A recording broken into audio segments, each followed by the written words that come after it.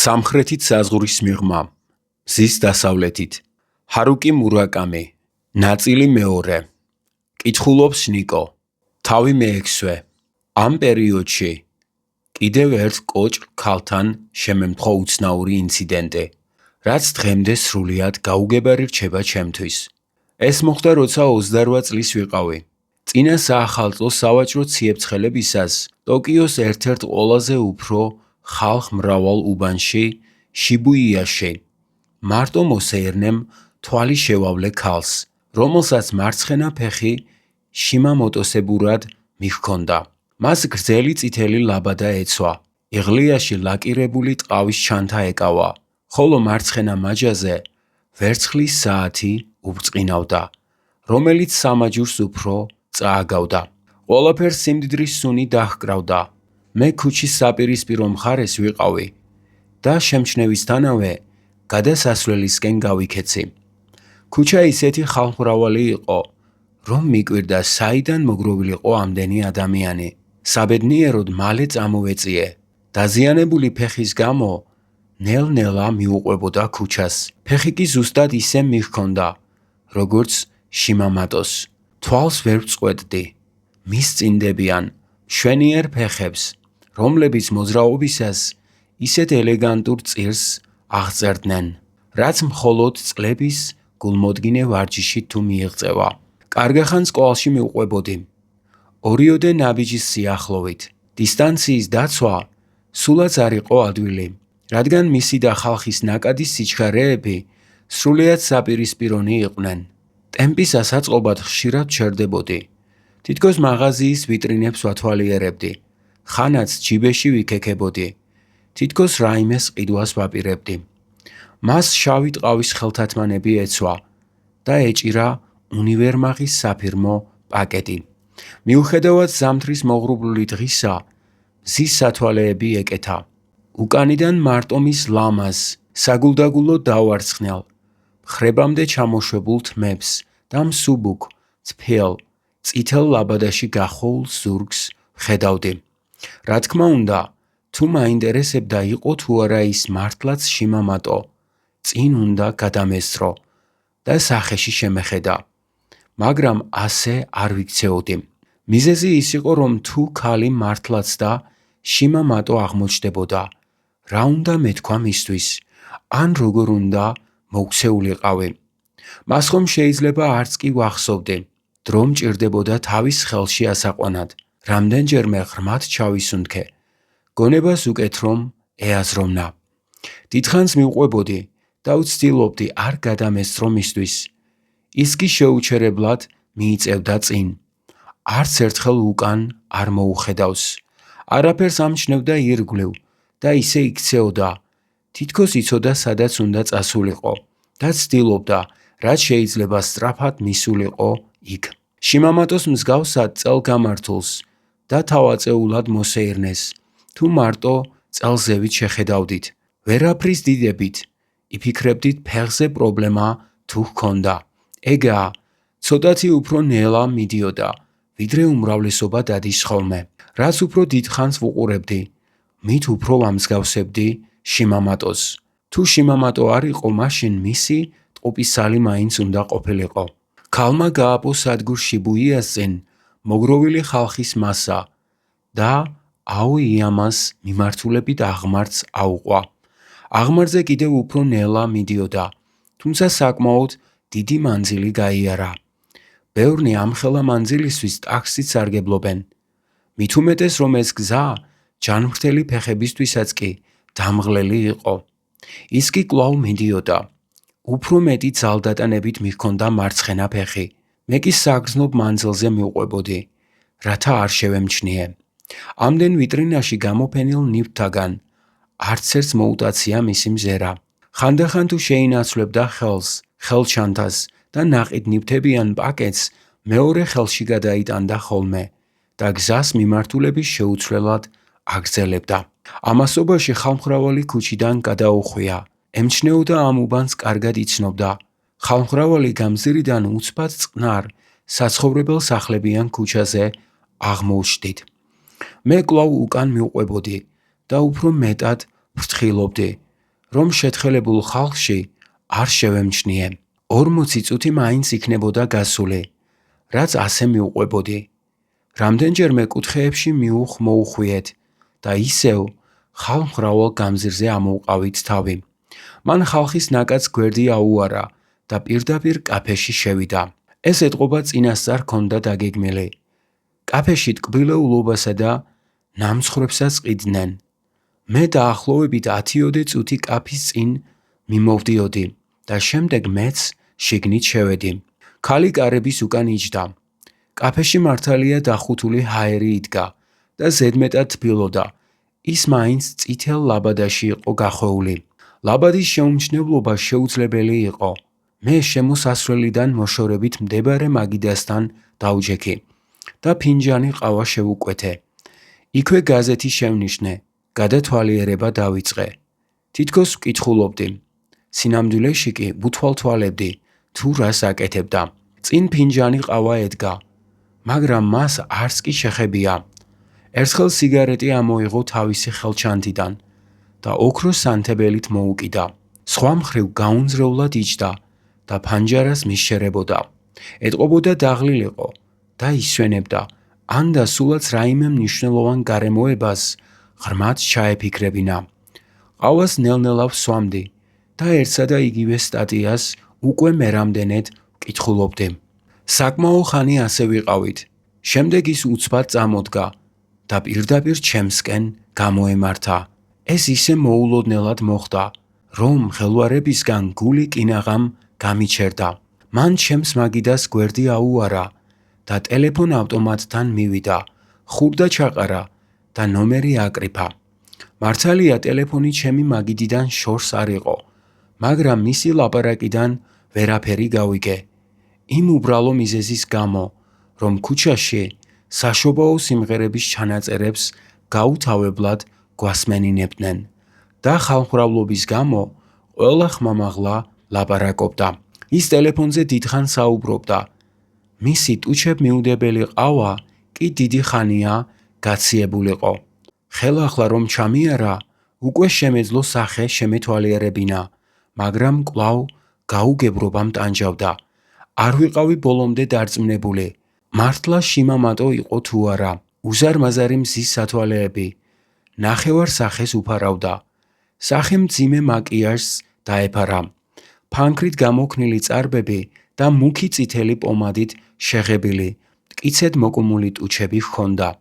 მისმა სახემ მომაგონა შიმამატოს სახე, მაგრამ ვინმეს რომ ეთქვა სხვა ვინმეაო, ამ ცნობასაც დავიჯერებდი. ბოლოს და ბოლოს შიმამატო ისევ 12 წლისა მახსოვდა და უკვე მთელი 15 წელი გასულიყო, რაც აღარ მენახა.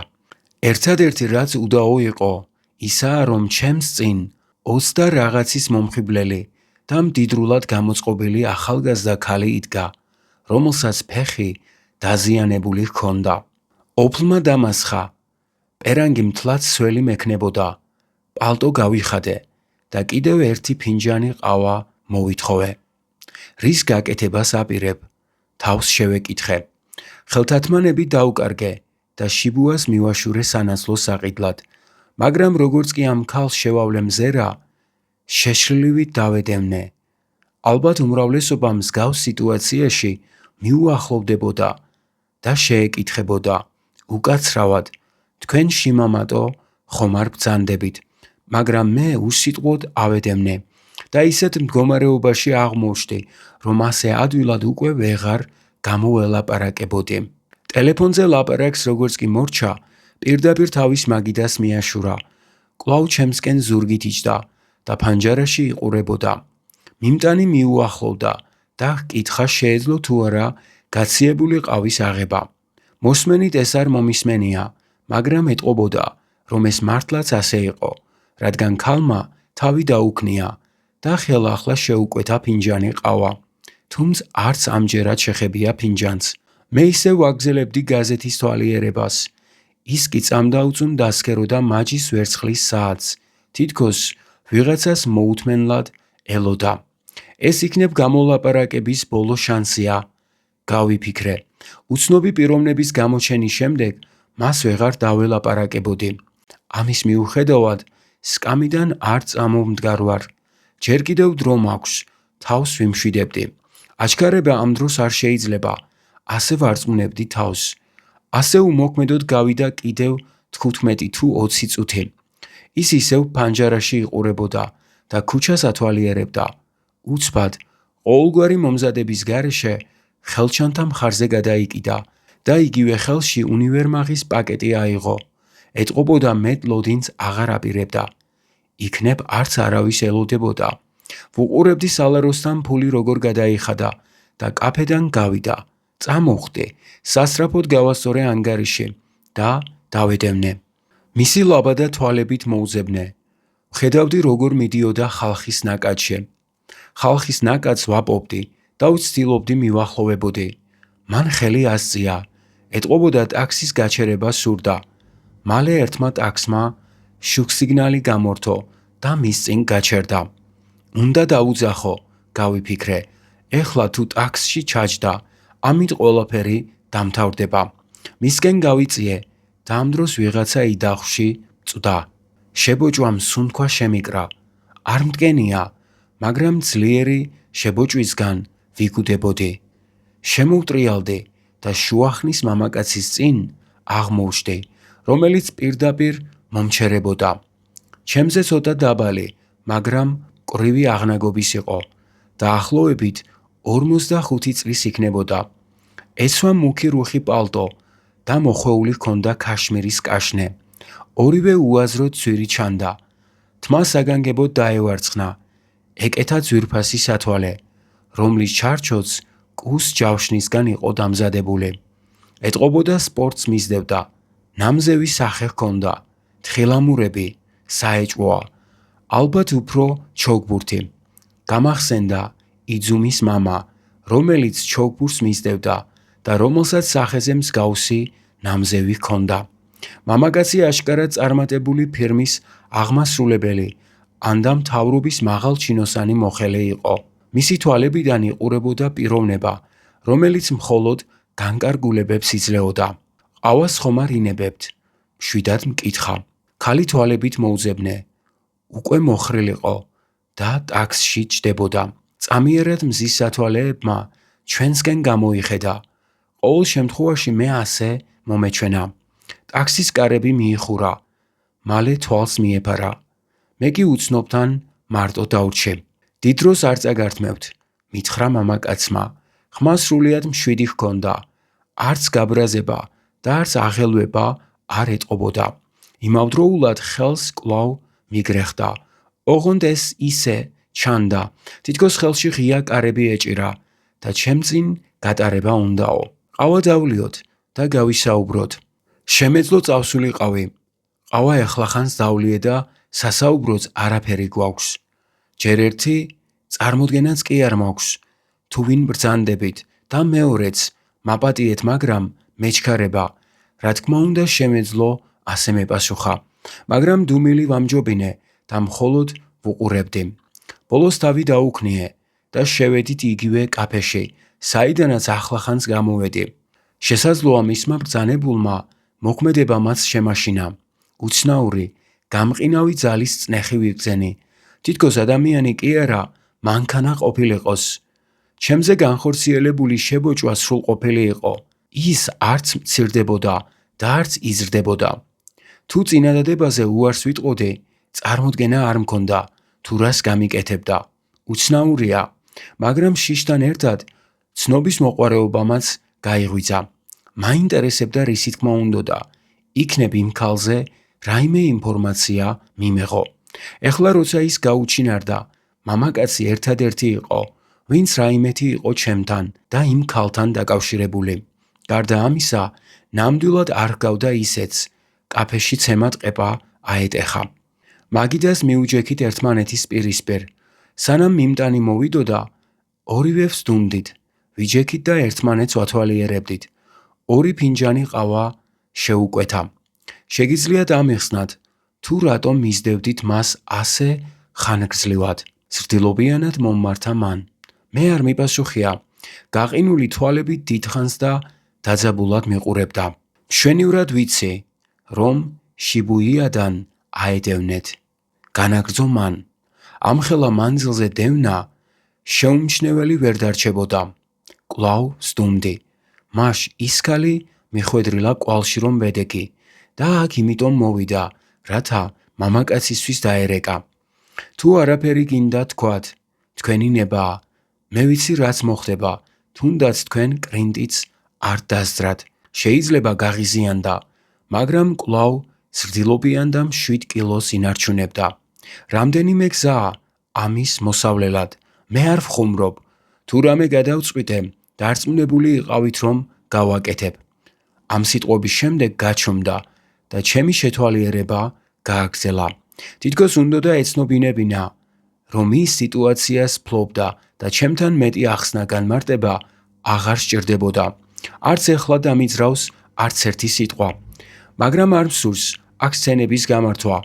ყოველ შემთხვევისთვის ამჯერად იმედია ეს მაინც გესმით, მითხრა და მარჯვენა ხელი, რომელიც აქამდე მაგიდაზეედო, პალტოს შიდა ჯიბეში ჩაიყო და იქიდან თეთრი კონვერტი ამოიღო. მარცხენა კვლავ მაგიდაზეედო. ჩვეულებრივი კონვერტი იყო, საქმიან ქაღალდებს რომ აგზავნიან ისეთი. ეს აიღეთ და ნურაფერს იტყვით. ვიცი სხვისი გამოგზავნილი რომ ხართ, ამიტომაც მსურს ყველაფერი ჩუმად და მეგობრულად მოგვარდეს. არც ერთი სიტყვა, რაც მოხდა. არანაირი ამბავი დღეს არ გადაგხდენიათ და არც არასდროს შევხვედრილ ვართ. კარგად გაიგეთ? თუ კი როდისმე გავიგებ, რომ რაიმე გითქვამთ, შეგიძლია ჩათვალოთ, რომ გნახავთ და იმას გავაკეთებ, რასაც საჭირო ჩავთვლი. ასე რომ შეწყვიტეთ მისი თვალთვალი. იმედია არც ერთ ჩვენთაგანს არ სურს პრობლემები ჰქონდეს. ხომ მართალს ვამბობ? ამ სიტყვების თქმისთანავე კონვერტი წინ დამიდო და წამოდგა. მოლარეს ჩეკი გამოართვა. გადაიხადა და კაფე სასწრაფოდ დასტოვა. გაუცებული დიდხანს ვიჯექი გაუნձრევლად. შემდეგ კონვერტი ავიღე და შიგნით ჩავიხედე. იქ იყო 10 ცალი, 10,000-იან იენიანი ბანკნოტი. შრაშუნა, სრულიად ახალი ბანკნოტები. პირი გამშრობოდა. კონვერტი ჯიბეში ჩავიდე და კაფე დავტოვე. ირგვლივ მიმოვიხედე. დაურწმუნდი რომ მამაკაცი იქ აღარ იყო. ტაქსი ავიყვანე და დაუბრუნდი შიბუიაში, სადაც ეს ისტორია დაიწყო. წლების შემდეგაც შენახული მაქვს ის ფულიანი კონვერტი, თუმცა მას შემდეგ აღარ გამეხსნია. ის ინახება ჩემი მაგიდის უჯრაში. ხანდისხან ღამღამობით, როცა არაფრით არ მეძინება, იგივე უცნობი მამაკაცი, როგორც რაღაც ავის მომასწავლებელი, წარმომიდგება ხოლმე, ვინო ხერი იყო, ვიცოდე მაინც და იყო თუ არა ის ქალი შიმამოტო. რამდენიმე თეორია იხლართებოდა გონებაში, მაგრამ ეს ისეთი თავსატეხი აღმოჩნდა, რომელსაც ამოხსნა არ ეწერა. ახალ ჰიპოთეზას იმიტომ ჩამოვაყალიბებდი ხოლმე, რომ კრიტიკით მალევე გამენადგურებინა. ყველაზე უფრო სარწმუნო ახსნა გულისხმობდა, რომ ისინი საყვარლები იყვნენ და ჩემზე იფიქრეს თითქოს ქმრის მიერ ცოლის ათვალთვალოდ დაქირავებული აგენტი ყოფილიყავი. ამ კაცის აზრით, შემოთავაზებული ფულით ჩემს სიჩუმეს ყიდულობდა. ალბათ იფიქრეს, რომ მე ისინი შევნიშნე, როცა სასტუმროდან გამოდიოდნენ, სადაც საიდუმლო პაემანი ჰქონდათ. ეს მოვლენათა საკმაოდ აზრიან ახსნას იძლეოდა, მაგრამ შინაგანი ხმა მეუბნებოდა, რომ ეს ასე არ უნდა ყოფილიყო. ძალიან ბევრი კითხვა უპასუხოდ რჩებოდა. მამაკაცმა მითხრა, რომ თუ ის მოისურვებდა, მრავალი საშუალება ჰქონდა ჩემთან გასასწორებლად, მაგრამ რას გულისხმობდა ამაში და რატომ შემბოჭა ასე უცნაურად? და თუ ქალმა იცოდა კვალში რომ ვედექი, რატომ ადრევე არ აიყვანა ტაქსი? მას ხომ ერთ წუთში შეეძლო ჩამოვეცილებინე და ბოლოს მამაკაცმა ჩემი პიროვნების გამოუკვლევად ფულით სავსე კონვერტი რატომ შემომაჩეჩა? ეს ამბავი დარჩა როგორც გამოცანა. ხანდახან მეჩვენებოდა, რომ ეს ყველაფერი ილუზია იყო, თავიდან ბოლომდე ფანტაზია, რომელიც ჩემს თავში შევთხზე. ანდა სულაც ძალიან გრძელი სიზმარი, რომელიც სინამდვილესავით აღვიქვი. მაგრამ ეს მოხდა. ჩემი მაგიდის უჯრაში თეთრი კონვერტი დევს, რომელშიც 10 ცალი 10,000 იენიანი ბანკნოტია. ეს კი უეჭველი მტკიცებულებაა, რომ ეს ამბავი არ დამსიზმრებია. ეს ნამდვილად მოხდა. ხშირად ამომიღია ეს კონვერტი და მაგიდაზე დამიდვია. დიდხანს მიცგერია მისთვის. ჰო, ეს ნამდვილად მოხდა. თავი მეშვიდე. წიგნი არის დასპიქს ნიკო არხის საკუთრება. მადლობა, რომ გვისმენთ. 30-ის ვიყავი, როცა დავქორწინდი. მეუღლე საზაფხულო შვებულებისას გავიცანი. მაშინ მარტო მოგზაურობდი. ის ჩემზე 5 წლით უმცროსი იყო. მივსეირნობდი რომელიღაც სოფლის გზაზე. როცა მოულოდნელად ძლიერ გაწვიმდა. შევვარდი პირველსავე ადგილას, სადაც კი თავის შეფარება შეიძლებოდა. ის და მისი მეგობარი გოგონა იქ დამხვდნენ. სამივე გალუმპულები ვიყავით და წვიმის გადაღებას ვუცდიდით. მალე მეგობრულ საუბარს შევყევით. მაშინ რომ ძლიერ არ გაწვიმებულიყო, ანდა ქოლგა თან მქონოდა. მას ვერასდროს შევხვდებოდი და თუ მას ვერ შევხვდებოდი, კვლავაც გამომცემლობაში ვიმუშავებდი. ღამღამობით ჩემს ბინაში მარტო ვილოთებდი და საკუთარ თავთან ვიკამათებდი. გაფიქრებაც კი მზარავს, თუ რა შეზღუდულია ჩვენი შესაძლებლობანი. იუკიკო და მე თავიდანვე მოვიხიბლეთ ერთმანეთით. მისი მეგობარი უფრო ლამაზი იყო, მაგრამ მე იუკიკოს დავადგი თვალი. ჩვენ შორის ისეთი იდუმალი მიზიდულობა დამყარდა, რომლის მსგავსი დიდი ხანია აღარ განმეცადა. ისიც ტოკიოში ცხოვრობდა და მოგზაურობიდან დაბრუნებულები პაემანზე ხვდებოდით. რაც უფრო ხშირად ნახულობდი, მით უფრო მეტად მომწონდა. ის არ იყო ისეთი გარეგნობის, რითაც მამაკაცები უცბად იხიბლებიან. მაგრამ მის სახეში იყო რაღაც, რასაც მარტო მე ვამჩნევდი. ყოველი შეხვედრისას ხანგრძლივი მზერით ვათვალიერებდი და უფრო მეტად მიყვარდებოდა ის, რასაც ვხედავდი. რატომ მიყურებ ასე? შემეკითხა. იმიტომ რომ უმშვენიერესი ხარ, ვუპასუხე. ეს შენს მეტს არავის უთქვამს. იმიტომ რომ ჩემს მეტმა არავინ იცის ეს ამბავი, ვუპასუხე. დამიჯერე, ვიცი რასაც ვამბობ. ჯერ არ სჯეროდა, მაგრამ მალე მართლაც დამიჯერა.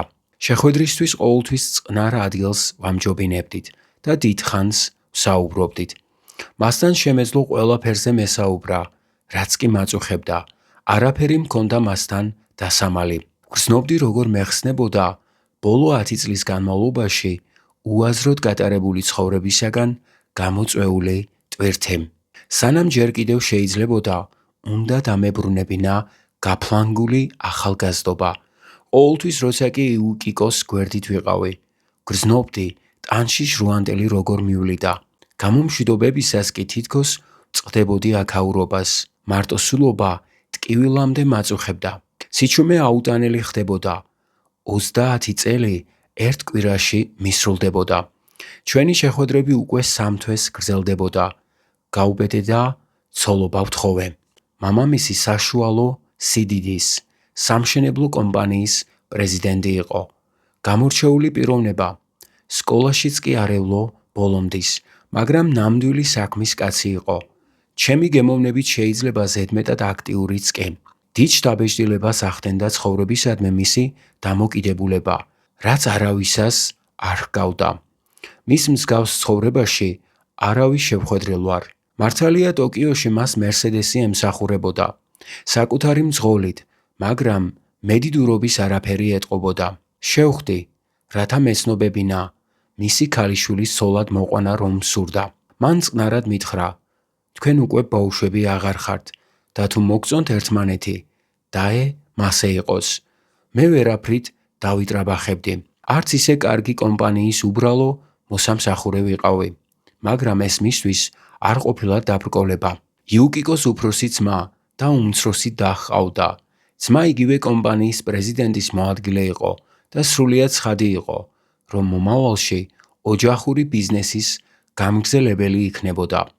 გურიგო მამაკაცი არ იყო, მაგრამ აშკარად იჩრდილებოდა მამის გვერდით. 3 შვილიდან ყველაზე საქმიანი უმცროსი და ჩანდა, რომელიც ჯერ ისევ სტუდენტი იყო. მას ნამდვილად შეეძლო საქმე და წარმართვა და ვფიქრობ, თავის ძმაზე უკეთესი პრეზიდენტიც დადგებოდა. ქორწინებიდან ნახევარი წლის თავზე იუკიკოს მამამ შემომითვალა, რომ ჩემი ნახვა სურდა. თავისი ქალიშვილისაგან იცოდა, რომ სახელმძღვანელოთა გამომცემ კომპანიაში მუშაობა დიდ ბედნიერებას არ მანიჭებდა და მკითხა, ვაპირებდი თუ არა სამუშაოსთვის თავის დანებებას. დანებება არაა პრობლემა, ვუპასუხე. პრობლემა ისაა, რომ არ ვიცი სხვა რა გავაკეთო. იქნებ ჩემთან გადმოსულიყავი სამუშაოდ. მკითხა, იცოდე, ბევრს გამუშავებ, მაგრამ ხელფასით უკმაყოფილო არ იქნები. იცით რა? სახელმძღვანელოთა რედაქტირება ნამდვილად არაა ჩემი საქმე, მაგრამ არც სამშენებლო ფირმაში მუშაობა უნდა იყოს ჩემი მოწოდება. ზრდილობიანად ვიუარე. დიდად მადლობელი ვარ შემოთავაზებისთვის, მაგრამ თუ მაგ სამუშაოსაც ვერ შევეწყვე, ყველაფერი უფრო ცუდად დამთავრდება და ნამდვილად არ ღირს თქვენი ამდენად შეწუხება. ალბათ მართალი ხარ. ადამიანები არ უნდა აიძულო აკეთონ ის, რაც არ სურთ, მიპასუხა. მომეჩვენა, რომ ჩემი პასუხით კმაყოფილი დარჩა. საუბრის მერე ცოტა დავლიეთ. მისი ვაჟი ლიქიორს ძნელად ეწყობოდა, ასე რომ ხანდახან ჩვენ ორნი ვსვამდით ერთად. სხვათა შორის ჩემი კომპანია ეხლა აოიმაში აშენებს. მშენებლობა ჯერ არ დამთავრებულა და ალბათ შემდეგ თვეში მოურჩევით. ადგილმდებარეობა საუცხოა. იქ მალე წყნარი უბანი იქნება. ამჯერად იქ მთლად ადვილი მისავლელი არაა, მაგრამ იცოდე, ეგ პერსპექტიული ადგილია და უბანი მალე გაიზრდება. ვიფიქრე იქნება ღირდეს მან რაიმეს გახსნა. ეს კომპანიის საკუთრებაა, რის გამოც ქირა უნდა გადაგვიხადო, მაგრამ თუ ეს სერიოზულად და გაინტერესებს, მე შემიძლია იმდენი გასესხო, რამდენსაც საჭირო ჩათვლი. ამ წინადადებამ დამაფიქრა, რამდენიმე ერთმანეთზე უფრო საინტერესო შესაძლებლობა მესახებოდა. აი ასე გავხსენი ჯაზბარი, აოიამაზე, მდებარე სრულიად ახალი ცათამჯენის მიწისქვეშა სართულზე. უნივერსიტეტში სწავლის დროს პარალელურად ბარში მუშაობდი, ასე რომ ჩემთვის ნაცნობი იყო, თუ როგორ სასმელს და საჭმელს ჰქონდა ბარში გასავალი. ვიცოდი მუსიკა და გარემო როგორ უნდა შემეხამებინა და როგორ მომხმარებელზე ამეღო ორიენტაცია. ჩემი სიმამრის კომპანიამ შიდა დეკორაციების დამთავრება თავის თავზე აიღო. მათ დაიქირავეს საუცხოო დიზაინერები და მათ მოქმედების სრული თავისუფლება მისცეს. საოცარია, მაგრამ ეს ყველაფერი საკმაოდ ზომიერი თანხა დაჯდა და როცა ისინი საქმეს მორჩნენ, შედეგი საუცხოო სანახავი იყო. ბარი იმაზე უფრო წარმატებული აღმოჩნდა, ვიდრე ამას ყველაზე ოპტიმისტურ ოცნებაში წარმოვიდგენდი. 2 წლის შემდეგ მეორე მსგავსი ბარი გავხსენი, ისევ აოიამაზე. ეს უკვე ბევრად უფრო ფართო იყო, თანაც აქ ყოველ საღამოს ჯაზ ტრიო უკრავდა. ამ საქმემ დიდი დრო და ენერგია წაიღო. დიდძალ ფულზე რომ აღარაფერი ვთქვათ, მაგრამ საბოლოო ჯამში მე გავხდი ძალიან პოპულარული კლუბის მფლობელი. ნამდვილად შევძელი შემოთავაზებული, ღირსეული სამუშაოს გამოყენება და მისი არც თუ ურიგოთ შესრულება. ეხლა შეიძლებოდა ცოტათი მაინც ამომესუნთქა, თანაც ზუსტად იგივე პერიოდში პირველი ქალიშვილი შეგვეძინა. თავდაპირველად სალაროსთანაც ვდგებოდი და კოქტეილებსაც ვაზავებდი, მაგრამ მეორე ბარის გახსნის შემდეგ მთლიანად ბიზნესზე დავუკავდი. დარწმუნებული უნდა ყოფილიყავი, რომ ყველაფერი თავისი რიგით მიდიოდა. ფასებზე მოლაპარაკება, საჭირო პერსონალის დაქირავება, ბუღალტერია. ყველაზე მეტად მომწონდა იმის განცდა, თუ როგორ ესხმებოდა ხორცი, თავში მოსულ იდეებს და როგორ იძენდნენ ისინი სრულიად კონკრეტულ ფორმას. ხანდახან მენიუსაც კი ვადგენდი და რაოდენ უცნაურადაც არ უნდა მოგეჩვენოთ, არც ისე ურიგოს. მიყვარდა, როცა საქმე ნულიდან იწყებოდა, როცა სირთულეებს ნელ-ნელა ვართმევდი თავს და მანამდე ვაგზელებდი მუშაობას, სანამ ის სრულყოფილებას არ მიაღწევდა. ეს იყო ჩემი ბარი, ჩემი პატარა სამყარო. განა ასეთ ბედნიერებას, როდისმე მოგანიჭებთ სახელმძღვანელოთა კორექტურების კითხვა. არასოდეს. დღისით უამრავ საქმეს ვანდომებდი დროს, ხოლო შეღამებისას ორივე ბარს ვსტუმრობდი, სინჯავდი კოქტეილი ხომ არ იყო უგემოვნოდ დამზადებული. მომხმარებელთა რეაქციას ვაკვირდებოდი, ვამოწმებდი, პერსონალის საქმეს როგორ ართმევდა თავს და რა თქმა უნდა, მუსიკასაც ვუსმენდი. ყოველთვიურად სიმამრს ფულს ვურიცხავდი. ვალის გამოსაქვითად და მაინც საკმაოდ დიდი თანხა ვრჩებოდა. მე და იუკიკომ ვიყიდეთ 4 საძინებლიანი აპარტამენტი აოიამაზე, ხოლო ჩემთვის BMW 320 შევიძინე. მალე მეორე შვილი შეგვეძინა, მეორეც გოგო. ასე რომ სანამ აზრზე მოვიდოდი, უკვე 2 გოგონას მამა გავხდი. როცა 36 შემისრულდა, აგარაკი შევიძინე ჰაკონში. პატარა კოტეჟი. ხოლო იოკიკოსთვის ვიყიდე წითელი ჯიპ ჩეროკე. სავაჭროდ რომ ევლო და ხანდახან ბავშვები სადმე გაეყვანა. ბარებიდან იმდენი შემოსავალი შემოდიოდა, რომ შეიძლებოდა მესამე ბარის ყიდვაც, მაგრამ ეს ჩემს გეგმებში არ შედიოდა. 2 ადგილის ყველა დეტალზე ზრუნვას საკმაოდ დიდი დრო მიჰქონდა. უფრო მეტის გაძღოლა კი დროს სულ წამართმევდა. 2 ბარის მოვლაც იმდენ ენერგიას მოითხოვდა, რომ დამატებით საზრუნავს ვეღარ გავუძლებდი. ჩემს სიმამრს ველაპარაკე და მან მირჩია, მორჩენილი ფულით აქციები მეყიდა, ან და უძრავ ქონებაში დამებანდებინა. ეს არც ისე ბევრ დროს მოითხოვსო, მითხრა მან. სამწუხაროდ აქციებისა და უძრავი ქონებისა არაფერი გამეგებოდა. სიმამრმა ამეხსნა წვრილმანები, მე მომენდე. თუ ისე მოიქცევი, როგორც მეგირჩევ, ნამდვილად არ ინანებ. ამგვარ საქმეებს ალღო და მუღამი სჭირდება. ასე რომ ფული დავაბანდე, ისე როგორც მან მირჩია და ძალიან მალე სოლიდური მოგებაც ვნახე. კმაყოფილი ხარ?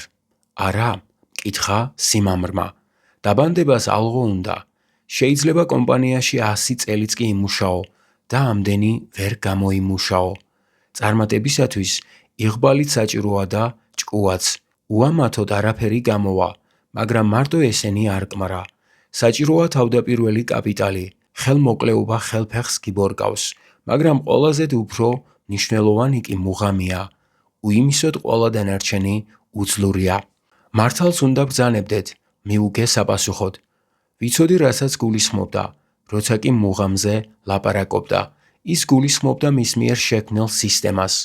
ეს იყო საკმაოდ რთული მექანიზმი, რომელიც საშუალებას იძლეოდა საგრძნობი თანხის ჩადებით დიდი მოგების მიღებას, რაც ეყრდნობოდა საჭირო ინფორმაციის მოპოვებას, ნაცნობთა მეშვეობით. შეუდარებელი იყო კანონებსა და საგადასახადო სისტემებთან მანევრირებისას, როცა პროცესში ყველაფერი მუდმივად იცვლებოდა და შემოსავალი კი განუზომლად იზრდებოდა. ჩემი სიმამრი რომ არა, ისევ სასკოლო სახელმძღვანელოთა კორექტურები უნდა მეკითხა. ვიცხოვრებდი ვიწრო ბინაში, სადმე ნიშიო გიუკობოსთან და კვლავ დაზიანებულ, კონდიციონერიანი ტოიოტა კორანათი ვივლიდე. ეხლა კი შედარებით მოკლე ხანში გავხდი 2 ბარის მფლობელი, ქალაქის ერთ-ერთ პრესტიჟულ უბანში, 30-ზე მეტი ადამიანის ბოსი და იმაზე უფრო მეტ ფულს შოულობდი, ვიდრე ეს შეიძლება მეოცნება. საქმე იმდენად წარმატებულად მიდიოდა, რომ ჩემს ბუღალტერს უკვირდა კიდეც. ორივე ბარს მაღალი რეპუტაცია ჰქონდა. მე ნამდვილად არ ვარ ერთადერთი, ვისაც შეეძლო ასეთი წარმატება ჰქონოდა. ოღონდ ეგაა, სიმამრის ფინანსური დახმარებისა და მისი მუღამის გარეშე ვერასდროს მივაღწევდი ამ მდგომარეობას. ამ გარემოებით მთლად კმაყოფილი არ ვიყავი. ისეთი გრძნობა მქონდა, თითქოს გზა უპატიოსნო გზით გამეკვლია.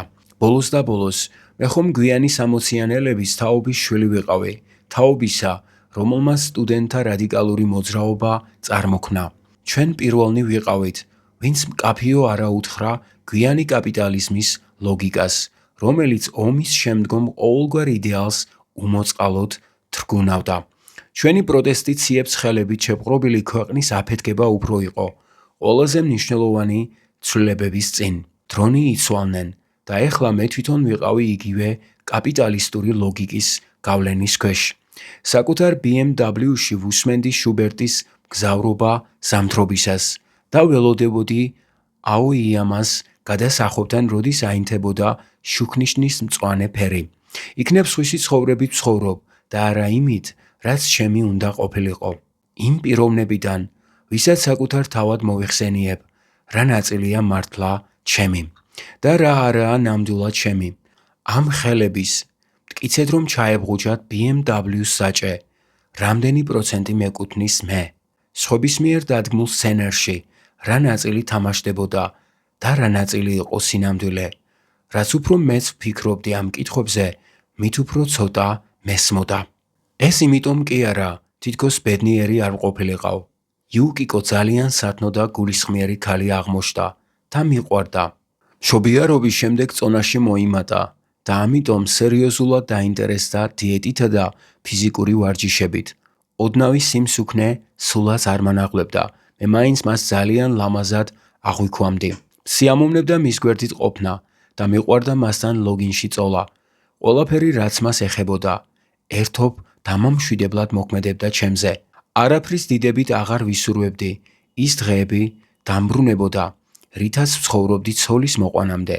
სიმარტოვისა და თვითიზოლაციის დღეები. ეხლა ვგრძნობდი, რომ იუკიკოს ვეკუთვნოდი. ცხოვრობდი იქ, სადაც ჩემი თავი უყვარდათ და ზრუნავდნენ, იქ სადაც მეც შემეძლო მყარებოდა და მეზრუნა მეუღლესა და შვილებზე. ასეთ მდგომარეობაში ყოფნა მოულოდნელი და სასიამოვნო აღმოჩენა იყო. სრულიად ახალ შეგრძნებათა წყარო. ყოველ დილით უფროსი გოგონა მანქანით მიმყავდა კერძო საბავშვო ბაღში და მთელი გზა მანქანის სტერეო მაგნიტოფონის ფონზე მამა-შვილი საბავშვო სიმღერებს მღეროდით. ამის მერე, სანამ იქვე, მე ზობლად დაქირავებულ პატარა ოფისში გადავიდოდი სამუშაოდ, უმცროს გოგონას ვეთამაშებოდი. ზაფხულობით ყოველ შაბათ-კვირას ჰაკონეში მდებარე ჩვენს კოტეჯს ვსტუმრობდით, სადაც ხან ფეიერვერკებს ვაწყობდით, ხანაც ტბის გარშემო დავსეირნობდით და ხანაც გორაკებზე ავდიოდით. ჩემი ცოლის ორსულობის დროს რამდენიმე თავგადასავალი მქონდა, მაგრამ არც ერთი მათგანი არ ყოფილა სერიოზული. ეს ქალები თითოჯერ გავჟიმე, ზოგიერთი ორჯერაც, კარგი სამჯერ და ამაზე მეტად ნამდვილად არა. ეს ურთიერთობები ღალატედაც არ ჩამithვლია. უბრალოდ მინდოდა ვინმეს გადაჟიმვა და ეტყობა ჩემს პარტნიორებსაც იგივე სურდათ. გართულებების თავიდან ასაცილებლად ეს ქალები საგულდაგულოდ ყავდნენ შერჩეულნი. ეტყობა ლოგინში რაღაცის დახვეწა მინდოდა. ვცდილობდი ამ ქალებში მეპოვა ის, რაც მაინტერესებდა და გამეგო თუ რას ეძებდნენ ისინი ჩემში. პირველი შვილის დაბადებიდან არ იყო დიდი ხანი გასული, როცა ღია ბარათი მივიღე. ის მშობლების სახლში მისულიყო, მათ კი ტოკიოში გადმომიგზავნეს. დაკრძალვის მაუწყებელი ცნობა იყო გარდაცვლილი ქალის ვინაობით, რომელიც ამ ქვეყნიდან 36 წლის ასაკში წასულიყო. ეს სახელი არაფერს მეუბნებოდა. ღია ბარათი ნაგოიადან გამოეგზავნათ. კარგა ხნის ფიქრი დამჭირდა, რომ მივხვედროდი თუ ვინ იყო გარდაცვლილი. ის იძუმის მამიდაშვილი იყო. აი ის კიოტოში რომ ცხოვრობდა. მისი სახელი სრულიად დამვიწყებოდა. მის მშობლებს ეტყობა ნაგოიაში უცხოვრიათ. დღესავი ცხადი იყო, რომ ღია ბარათი იძუმის გამოგზავნილი იყო. სხვა არავინ იყო ამ ქვეყნად, ვისაც შეეძლო ეს გაეკეთებინა. საინტერესო იყო, თუ რატომ შემატყობინა. თავიდან ვერაფრით მივხვდი, მაგრამ ღია ბარათის არაერთხის გადაკითხვის შემდეგ, როცა მთლიანად ვიგრძენი, ის გამყინავი სიცივე, რაც ამ სტრიქონებს თან ახლდა, მივხვდი, რომ იძუმის არათუ არ დავიწყებია ის, რაც მოვიმოქმედე, არამედ არც არასდროს უპატიებია ჩემთვის.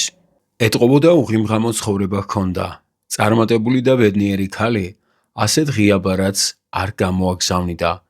ან თუ გამოაგზავნიდა, ორიოდე სიტყვით მაინც მოიწერებოდა მომხდარ ამბავზე.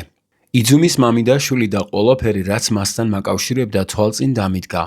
მისი ოთახი, მისი სხეული და თავბრუ დამხვევი სექსი. მაგრამ ამ მოგონებებს უკვე სიცხადე აკლდა და ისინი ისევე შორდებოდნენ, როგორც კვამლი ქარიან ამინდში. წარმოდგენა არ მქონდა, თუ რა იყო სიკვდილის მიზეზი. 36 წელი სიკვდილისთვის ძალიან არაბუნებრივი ასაკია. გვარი არ შეეცვალა, რაც ნიშნავს, რომ ან საერთოდ არ გათხოვილა, ან და გაცილებული ყოფილა. იძუმისა და მის ადგილსამყოფელზე თანაკლასელმა მიამბო. მას წაეკითხა ჩემდამი მიძღვნილი სპეციალური სტატია ტოკიოს ბარების მეგზური, რომელიც ყოველ კვირეულ ჟურნალ ბრუტუსმა გამოაქვეყნა. გარეკანზე ჩემი ფოტო იყო დაბეჭდილი და შეიტყო, რომ აოიამაზე 2 ბარის მფლობელი ვყოფილ ვარ. ერთ საღამოს შემოიარა და სალაროსთან მჯდომარეს მომიახლოვდა. გამარჯობა, როგორ ხარ? საუკუნეა არ მინახი ხარ. სპეციალურად ჩემს სანახავად მოსულს არ ჰგავდა. ეტყობოდა თანამეინახეებთან ერთად იყო დასალევად შემოსული და გადაწყვიტა გამომლაპარაკებოდა. ამ ბარში ხშირად დავდივარ, მითხრა თანაკლასელმა. სამსახურიდან 2 ნაბიჯზეა, მაგრამ წარმოდგენაც კი არ მქონდა. შენ თუ გეკუთვნოდა. რა პატარაა ეს ქვეყანა? არა, უფროს კლასელებში მე აუთსაიდერთა რიცხვში ვიყავი. მას კი კარგი ნიშნები ჰქონდა და სპორტშიც გამორჩეული იყო. მოსწავლეთა საბჭოს წევრიც ხშირად ყოფილა. სასიამოვნო ადამიანი იყო. არასდროს მოგაბეზრებდა თავს. სკოლის საფეხბურთო გუნდში თამაშობდა და მაშინვე კაი ზორბა ვინმე იყო, მაგრამ ეხლა გვარიანად გასუქებულიყო. ღაბაბი ჩამოშვებოდა, ხოლო მუქი ლურჯი კოსტიუმი სამეული აშკარად ვიწროდ ჰქონდა. როგორც ამიხსნა, სამსახურის გამო ხშირად უწევდა გავლენიან მომხმარებელთა გამასპინძლება, რაც მის ფიგურას საგრძნობლად დაეტყო. დიდი კომპანიები ბორბლებზე შემდგარი ჯოჯოხეთია. არავინ დაგიდევს სამუშაო საათებს. მომხმარებელთა გამასპინძლება, მივლინებები თუ სამუშაო ადგილის შეცვლა ჩვეულებრივი ამბავია. ვერ გაართმევ თავს კარგად და ამოკრავენ პანღურს და ისე გამოგისვრიან. მათ მოთხოვნებს შეასრულებ და ისინიც უფრო და უფრო მეც მოგთხოვენ. ბიზნესში წესიერ ადამიანთა ადგილი არაა. მისი სამსახური აიომას პირველივე უბანში ყოფილა, ქუჩის ბოლოს, აქედან 2 ნაბიჯის იქით. ჩვენავლაპარაკდით და ბუნებრივია ერთმანეთს უამრავი კითხვით მივმართეთ. რამდენი რამის გაგება მოგინდება თანაკლასელისაგან, რომელიც 18 წელი არ გინახავს. თავდაპირველად კითხვები სამსახურს, ოჯახს, შვილებს შეეხებოდა. მერე საერთო ნაცნობები გავიხსენეთ. ვინ როდის შეხვდა? აი ამ დროს ახსენა იძუმის სახელი. გახსოვს, გოგოს რომ ხვდებოდი, სულ ერთად რომ იყავით. გონი ოჰარა ერქვა. კი, იძუმი ოჰარა, მიუგე მაშინვე. მართალი ხარ, იძუმი ოჰარა. იცი, არც ისე დიდი ხნის წინ ვნახე. ტოკიოში? გაკურვებულმა ვიკითხე. არა, ტოკიოში კი არა, არამედ ტოიოჰაში. ტოიოჰაში. კიდევ უფრო გაკურვებულმა ვუთხარი. აიცჩის პრეფექტურაში. რომ ტოიოჰაშია? კი, მანდ. ვერაფერი გამიგია. როგორ შეხვდი იძუმის ტოიოჰაში? რა ჩანდაბა უნდოდა მას იქ? მომეჩვენა, რომ ჩემს ხმაში მკაცრი და მომთხოვნი ტონი შენიშნა. არ ვიცი რატომ, წაიდუძღვნა. უბრალოდ იქ ვნახე. სამწუხაროდ ბევრს ვერაფერს გეტყვი, არც კი ვარ ბოლომდე დარწმუნებული, ის თუ იყო. მან კიდევ ერთი ვისკი, გარეული ინდაური შეუკვეთა. მე კი ისევ კოქტეილი ჯიმლეტი ავიღე. არ მაინტერესებს ბევრი გაქვს თუ ცოტა სათქმელი. სურს ვიცოდე ყველაფერი, რაც კი იცი. იცი რა? ეტყობოდა, ყოყმანობდა. იმის თქმა მინდოდა, რომ ისეთი შეგრძნება მაქვს, თითქოს არც კი მინახავს. უცნაური გრძნობაა, თითქოს გესიზმრა, მაგრამ იცი, რომ ეს სინამდვილეში მოხდა. ალბათ ასეთი რამ შენს განგიცდია. ძნელია სიტყვებით გადმოსე. მაგრამ ხომ სინამდვილეში მოხდა? შევეკითხე მოუთმენლად. კი, მიპასუხა. მაშ მომიყევი. თანხმობის ნიშნად თავი დამიქნია და ვისკი მოსვა. ტოიოჰაში ჩემი უმცროსი და ცხოვრობს და მას ვესტუმრე. ნაგოიაში ვიყავი სამსახურის საქმეებზე. რადგან პარასკევი იყო, გადავწყვიტე დას ვსტუმრებოდი და ღამე იქ გამეთენებინა. ხო და ზუსტად იქ შევხვდი იძუმის. ის შემიდის სახლის ლიფტში შემხვდა. გავიფიქრე კიდეც, ეს ქალი რა საოცრად გავს ოჰარას. მაგრამ ეს ხომ შეუძლებელია. შეუძლებელია ჩემი დის სახლის ლიფტში ჩემს კლასელს რომ შევხვდე. მისი სახე სხვანაირად გამოიყურებოდა.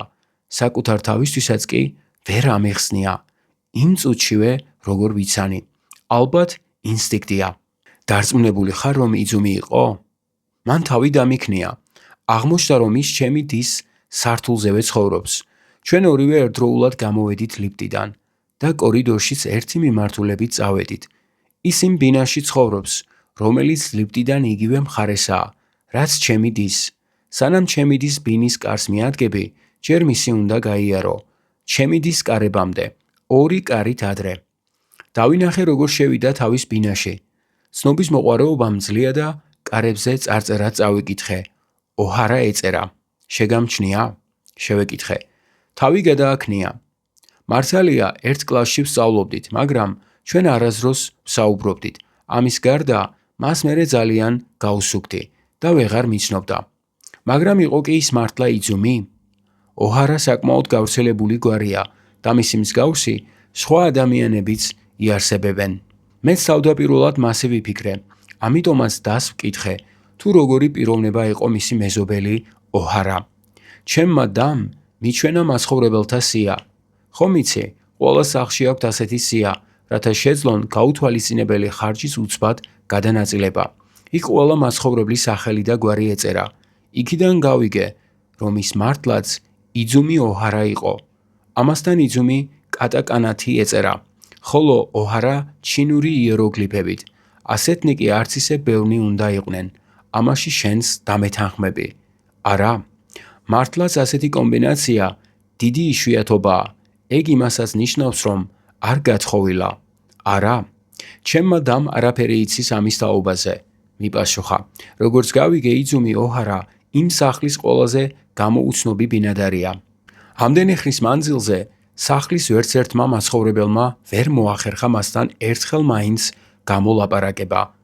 თუ კორიდორში შეხვდა და მიესალმები, ის უსიტყვოდ ჩაგივლის.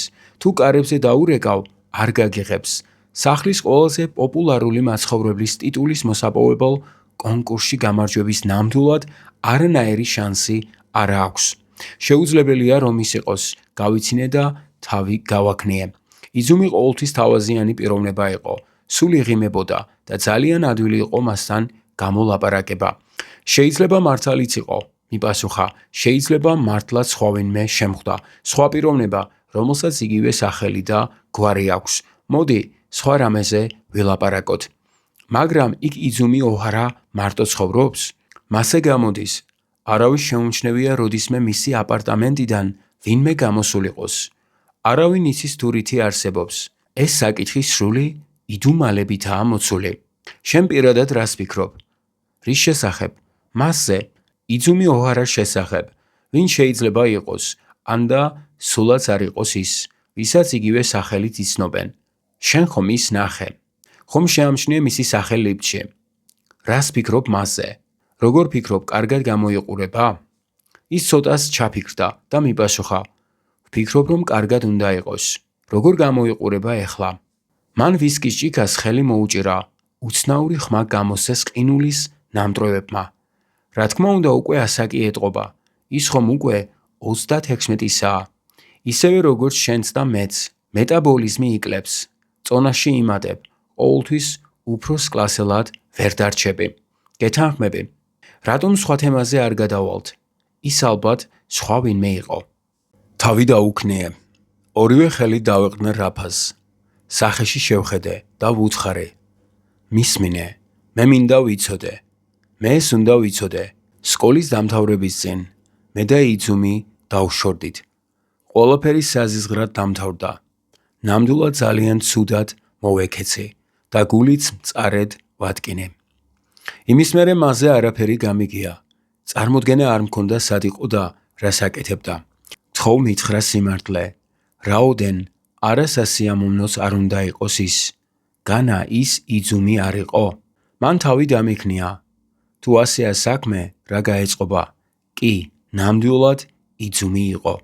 წუხვარ ამას რომ ვამბობ. გულწრფელად მითხარი, როგორ გამოიყურებოდა. ის ერთხანს ჩუმად იყო.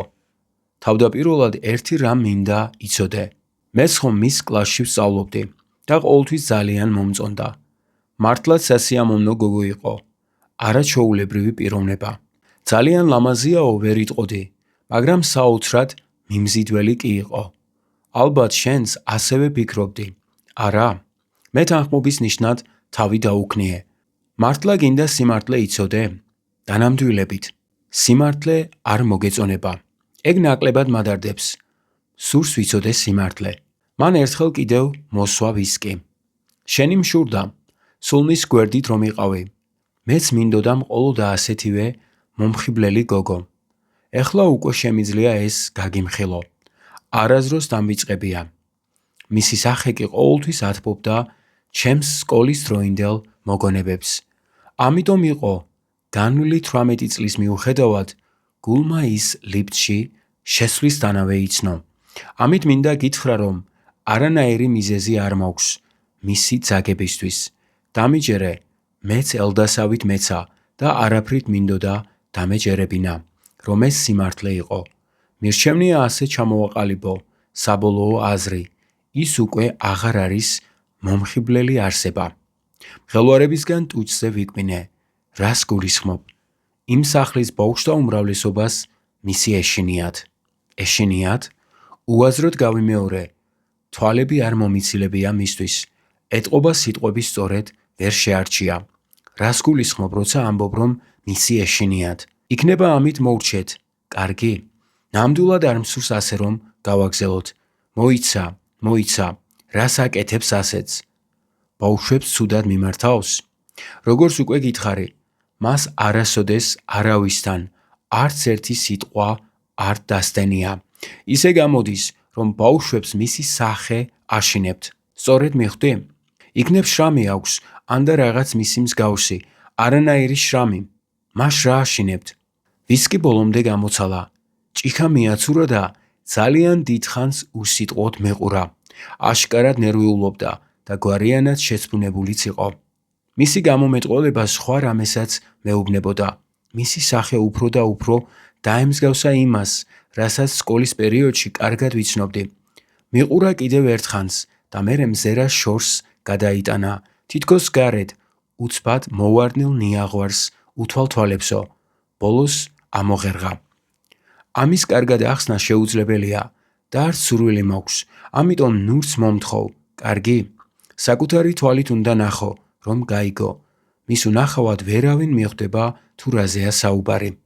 უსიტყვო თავი დაუქნიე და ჩიმლეთს მეუბრუნდი. მისმა მშვიდმა კილომ დამარწმუნა, რომ შემდეგ გამოკითხვას აზრი აღარ ჰქონდა. ის ეხლა მიყვებოდა 2 წლის წინანდელ ბრაზილიაში მოგზაურობისას მიღებულ შთაბეჭდილებებს, თუ როგორ შეეჩეხა სან-პაულოში თავის ერთ-ერთ ადრინდელ თანაკლასელს, რომელსაც იქ ტოიოტას ფირმაში ინჟინერად უმუშავია. მისი სიტყვები უკვე აღარაფერს მეუბნებოდნენ. წასვლისას მხრებზე მსუბუქად დამკრა და მითხრა: რა სიზამ? წლები ადამიანებს სხვადასხვანაირად ცვლის. არ ვიცი თქვენ შორის რა მოხდა მაშინ, მაგრამ რაც არ უნდა მომხდარიყოს, ყველაფერს საკუთარ თავს ნუ დააბრალებ.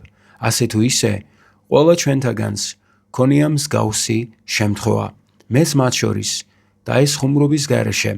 მეც გამომიცდია ეგ, მაგრამ ვერაფერს გააწყობ. სხვა ადამიანის ცხოვრება იმ ადამიანის ცხოვრებაა და შენ ვერ აიღებ მასზე პასუხისმგებლობას. თითქოს უდაბნოში ვიყოთ. უნდა შეეგუო. დაწყებით კლასებში განა არ გაჩვენეს დისნეის ფილმი ცოცხალი უდაბნო. კი, ვუპასუხე.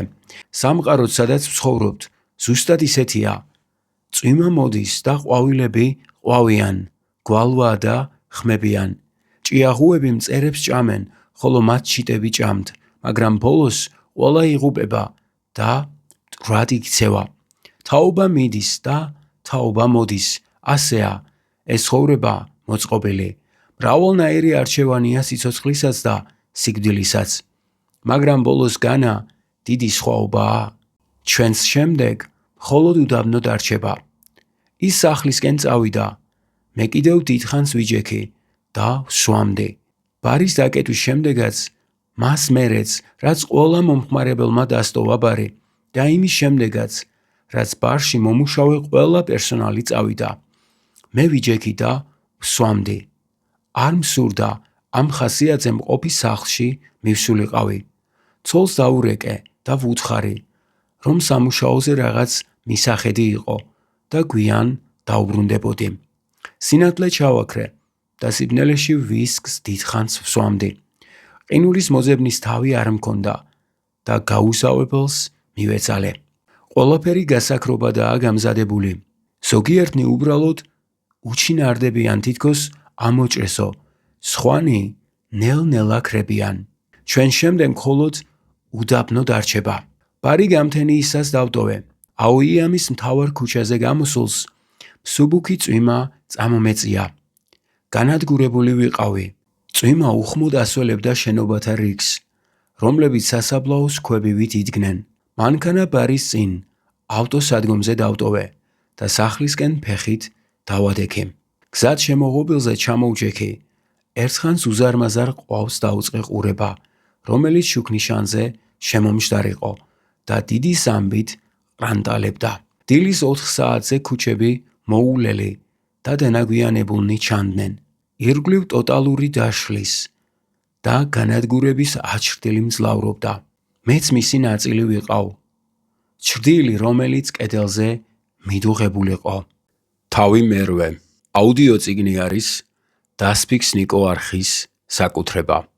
ჟურნალ ბრუტუსში ჩემზე სპეციალური სტატიისა და ფოტოს გამოქვეყნებიდან 10 დღის განმავლობაში ჩემს ორივე ბარს უამრავი ჩემი ძველი ნაცნობი ეწვია. ძირითადად მოდიოდნენ სხვადასხვა დროინდელი ჩემი თანაკლასელები. ყოველთვის მიკვირდა თუ ვინ კითხულობდა ფოტოებით აჭრელებულ, დიდი ტირაჟებით გამოსულ, ყოველკვირეულ ჟურნალებს, რომლებიც ყველა წიგნის მაღაზიიდან და კიოსკიდან იჭრიტებოდნენ. მაგრამ ჩემდამი მიძღვნილი სტატიის გამოქვეყნების მერე მივხვდი, რომ მათ იმაზე მეტი ადამიანი ეცნობოდა, ვიდრე შემეძლო ეს წარმომედგინა. საპარიკმახეროებისა, ბანკებისა, თუ ექიმთა მისაღებებში, კაფეებში, მატარებლებში და ყველა სხვა შესაძლო ადგილას, სადაც კი ადამიანები რაიმეს ელოდებიან, აწყვია გადაშლილი ყოველკვირეული ჟურნალები. ეტყობა ადამიანებს ეშინიათ, რომ უიმათოდ გაუჭირდებოდა დროის მოკლა და ისინი ათვალიერებენ ხელში მოხვედრელ ჟურნალებს. ნამდვილად ვერ ვიტყოდი. ჩემთვის დიდად სასიამოვნო ყოფილიყოს ძველ თანაკლასელთა ვიზიტები. არა იმიტომ, თითქოს არ მესიამოვნა მათი დანახვა. უბრალოდ მათმა ნახვამ და მათთან საუბრებმა ნოსტალგიურ ხასიათზე დამაყენა. დარწმუნებული ვარ, მათ მართლაც ისიამოვნეს ჩემი ნახვით, მაგრამ გულწრფელად რომ გითხრათ, მათთან ერთი და იგივე სასაუბრო თემა ჩემში დიდ სიხარულს აღარ იწვევდა. ჩვენ ხომ ძირითადად მშობლიურ ქალაქსა და სხვა კლასელების შესახებ საუბრობდით, ხოლო ამის ატანა უკვე აღარ შემეძლო. მე უკვე ძალიან დავშორდი იმ ადგილსა და იმ დროს. ამის გარდა ყველაფერი, რასაც ისინი იხსენებდნენ, განსაკუთრებით კი სკოლის ცხოვრება, თუ ქალაქის უბნები, იძუმის მახსენებდა. ჩემი მშობლიური ქალაქის ყოველ ხსენებაზე თვალწინ მარტოხელა იძუმი წარმომიდგებოდა, სადღაც ტოიოჰაში. ის უკვე აღარ ყოფილა მომხიბვლელი, როგორც ჩემმა კლასელმა მითხრა. ბავშვებს თურმე მისი ეშინიათ. ეს სიტყვები გონებიდან არ გამოდიოდნენ. არც იმის გაცნობიერება მანიჭებდა სიხარულს, რომ იძუმის მხრიდან პატიებას ვერასოდეს ვეღირსებოდი. პატარა, უფასო რეკლამა, ჩემს ბარებს წაადგებაო, ვიფიქრე როცა ჟურნალს ინტერვიუს ვაძლევდი. მაგრამ ეხლა უკვე სერიოზულად ვნანობდი, რომ ჟურნალს უფლება მივეცი ჩემზე სტატია გამოექვეყნებინა და გარეკანზე ჩემი ფოტო დაებეჭდა. ამ ქვეყნად ყველაზე ნაკლებად მსურდა, რომ ეს სტატია იძუმის ენახა, რა ხასიათზე დადგებოდა, როცა გაიგებდა, რომ მე ბედნიერად და განსხრომით ცხოვრობ და წარსული ოდნავადაც არ მადარდებს. დაახლოებით 1 თვის მერე თანაკლასელთა ნაკადი შეწყდა. ვფიქრობ, ეს ჟურნალთა ერთადერთი დადებითი თვისების შედეგია. გამოქვეყნებიდან პატარა დროის მანძილზე ცნობილი ხდები და მას მალევე მოსდევს დრო სრული დავიწყებისა. შვებით ამოვისუნთქე, კიდევ კარგი იძუმი არ გამოჩენილა. ძნელი წარმოსადგენია, რომ ის ბრუტუსის ხელმომწერი ყოფილიყო, მაგრამ შემთხვევითობა არ იყო გამორიცხული. რამდენიმე კვირის შემდეგ, როცა ის სტატია სრულ დავიწყებას მიეცა, ბოლო მეგობარი გამოჩნდა. შიმამოტო. ბარი, რომელშიც ტრიო უკრავდა გულწითელას ბუდედ მოუნათლე, ერთი ძველი საყვარელი მელოდიის გავლენით. ნოემბრის პირველი ორშაბათი საღამო იყო, როცა ის შემოვიდა.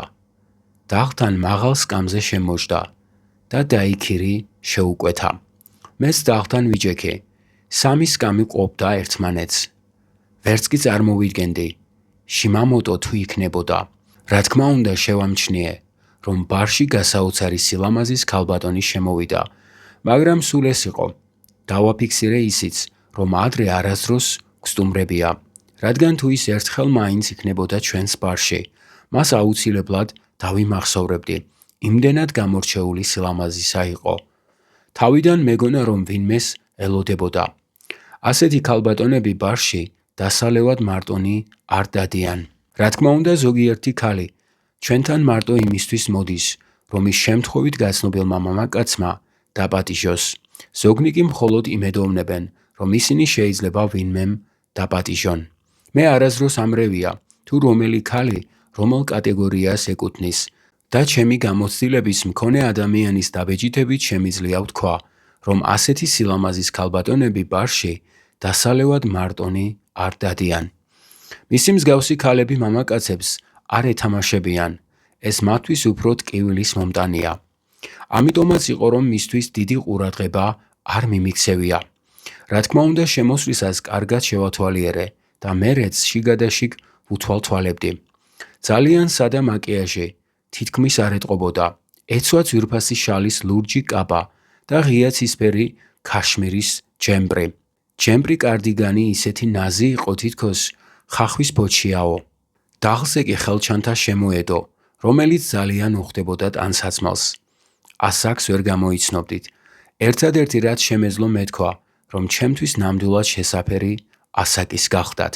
გამაოგნებელი სილამაზის მიუხედავად, მისი სილამაზე ძალიან განსხვავდებოდა კინოვარსკვლავთა თუ ტოპ მოდელთა სილამაზისგან.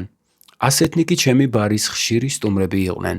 მათ ყოველთვის ახსოვდათ, რომ ისინი ხალხის წინ არიან და მუდამ თანსდევდათ გამორჩეულობის გრძნობა. ეს ქალბატონი მათგან სრულიად განსხვავდებოდა და ბუნებრივად შეერწყა აქაურობას. სრულიად მშვიდი, იდაყვით დაღს დაყრდნობილი, ჩვენს ჯაზ ტრიოს უსმენდა და თან ისეთი გამომეტყველებით სვამდა კოქტეილს, პატარ-პატარა პორციობით, თითქოს ყოველ ყლუფს განსაკუთრებულად შთამბეჭდავ მუსიკალურ ფრაგმენტს უძღვნისო. რამდენიმე წუთში ერთხელ ჩემსკენ იყურებოდა. ამას ფიზიკურად ვგრძნობდი, თუმცა აბსოლუტურად ვიყავი დარწმუნებული, რომ მისი ინტერესის წყარო მე არ ვყოფილვარ. მე ჩვეულებისამებრ მეცვა ლუციანო სოპრანის შარვალ კოსტიუმი, არმანის პერანგი და ჰალსტუხი და როსეტის ფეხსაცმელი. ნამდვილად არ მივეკუთვნებოდი იმ ადამიანთა რიცხვს, ჩაცმას დიდ ყურადღებას რომ აქცევენ. ძირითად პრინციპს, რასაც ვიცავდი, ის იყო, რომ რაც შეიძლება ცოტა დამეხარჯა ჩასაცმელში. სამსახურის გარეთ ჯინსებსა და სვიტერს ვიცვამდი, მაგრამ ასევე მქონდა საკუთარი შეხედულება ბიზნესზეც. უნდა ჩამეცვა ისე, როგორადაც ჩასმული მომხმარებელი მსურდა ყოლოდა. როგორც კი ეს წესი დავნერგე ყოველდღიურ ცხოვრებაში, შევამჩნიე, რომ თანამშრომელთა პასუხისმგებლობაც გაიზარდა და მათში საკმაოდ ამაღლებული განწყობილება სუფევდა.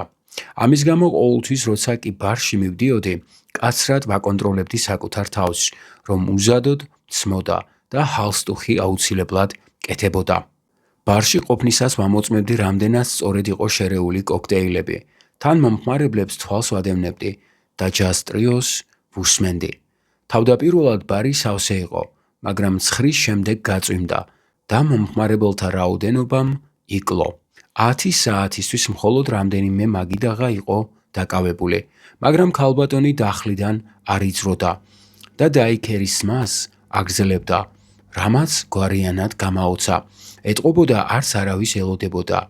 ეხლაღა მივაქცია ყურადღება, რომ ამ ხნის მანძილზე მას არც შემოსასვლელისაკენ გაუხედია და არც მაჯის საათისთვის დაუხედია. ბოლოს ხელჩანთა აიღო და მაღალი სკამიდან წამოდგა. დაახლოებით 11 ხდებოდა. დრო როცა მეტროთი მოსარგებლე მომხმარებელი სტოვებდა ბარს. ის კი ნელა ვითომ აქ არაფერიო, ჩემსკენ წამოვიდა და ჩემს გვერდით თავისუფალ სკამზე ჩამოჯდა. უფაქიზესი სუნამოს სურნელი ვიგრძენი, სკამზე კოხტად მოკალათდა. ჩანთიდან სელემის კოლოფი ამოიღო და სიგარეტი პირში ჩაიდო. ცალი თვალით გულმოდგინედ ვუთვალთვალებდი. რა საყვარელი ბარია, არა? თავი ავიღე წიგნიდან, რომელსაც ვკითხულობდი და გაოცებული შევაცქერდი. ძლიერმა ეჭმა დამლახრა. კერჩი ერთბაშად ჰაერის წარმოუდგენელი სიმძიმე ვიგრძენ. მადლობა, ვუპასუხე. ეტყობოდა იცოდა, რომ მე ვიყავი ბარის მფლობელი. მოხარული ვარ, რომ მოგწონთ. ნამდვილად მომწონს. თვალებში ღრმად ჩამხედა, მიღიმოდა. მომაჯადოებელი ღიმილი ჰქონდა. ტუჩები ფართოდ გაიჭიმნენ. თვალებთან ხაზებმა კუთხე შექმნეს. მისმა ღიმილმა ღრმა მოგონება გააღვიძა. მაგრამ ვის ეკუთვნოდა ეს ღიმილი? მომწონს აქაური მუსიკაც და ჯაზ ტრიოზე მიუდიდა. გაქვთ სანთებელა? შეკითხვით მომმართა. არც ასანთი და არც სანთებელა არ მქონდა. ბარმენს გავძახე და ვთხოვე ჩვენი საფირმო ასანთი მოეტანათ. ავანთე და მან სიგარეტს მოუკიდა. მადლობა, მითხრა მან. მე სახეში შევხედე და როგორც იყო მივხვდი. შიმამოტო. წავიჩურჩულე. უცნაურად მიყურებდა და ცოტა ხნის მერე მითხრა, დიდი დრო დაგჭირდა ჩემს გასახსენებლად. მეგონა ვერასდროს მიცნობდი. მეტყველება წართმეულივით ვიჯექე. ისე შევცქეროდი. თითქოს მოწმე გავხდი უახლოესი ტექნიკური მანქანა საოცრების დემონსტრირების, რომლის არსებობაზეც დიდხანს ჩურჩულებდნენ. ჩემს წინ მართლაც შიმამოტო იყო. მიჭირდა ამ სინამდვილის დაჯერება. მთელი ცხოვრება მასზე ვფიქრობდი და დიდი ხნის შეგუებული ვიყავი ამ აზრს, რომ მას ვეღარასოდეს ვნახავდი. მომწონს შენი კოსტიუმი. ძალიან გიხდება. უსიტყვოდ დაუქნიე თავი. სიტყვები ყელშივე იჩხერებოდნენ. იცი ჰაჯიმე? შენ ახლა იმაზე უკეთ გამოიყურები, ვიდრე წესით უნდა იყო. ბევრად უფრო კარგ ფორმაშიც ხარ. მე ბევრს ცურავ, როგორც იყო მოვახერხე ხმის ამოღება.